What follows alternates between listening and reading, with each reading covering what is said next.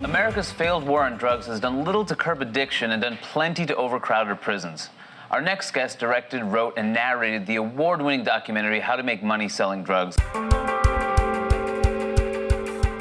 How to Make Money Selling Drugs is a satirical film that the intention of which is to demystify the other and to show that not all drug dealers are sociopathic cartel lords.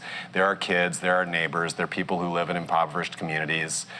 We have a 8% or whatever it is unemployment rate. People have to do something to put food on the table, and sometimes that ends up being a black market activity, and drugs is a perfect thing in the United States where we have the #1 consumption rates for pot and coke. If you take it from the Obama administration, they say the war on drugs is over, or nearly over, or we're ending it. But in this most recent National Drug Control Strategy document, they released this last week, the officials promised a more humane, a more sympathetic drug policy and approach to addiction as well. A lot of people think this is BS, and a lot of people will say just look at your DEA rating here in LA.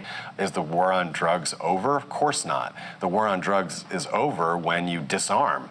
When we dismantle the Drug Enforcement Administration, then we'll have the end of the war on drugs. When we make drugs no longer a crime, that will be the end of the war. I mean, we're in a funny place in the United States. It's one of 2 countries in the world that allows pharmaceutical advertising. So we do need to make sure that we take that out of the equation. Here's a tweet from 12 Mile Geo, at 12 Mile Geo. We asked, do you think the war on drugs is close to being over? And 12 Mile Geo says, the vested interest in law enforcement, lawyers, and prisons would argue against that. There is a lot of money at stake. I would imagine you agree with that. 100%. I think that tweet is right on the money. We have an enormous industry whose invested interest is continuing to fight the war on drugs. If we have $50 billion to spend fighting the war on drugs, why don't we take that and help the 50 million addicts that are in the United States? We could solve addiction in a heartbeat if we spent $1 billion per addict. I mean, it's just common sense at the end of the day. So the tweeter is... Then nobody's making money and nobody's lining their pockets, though.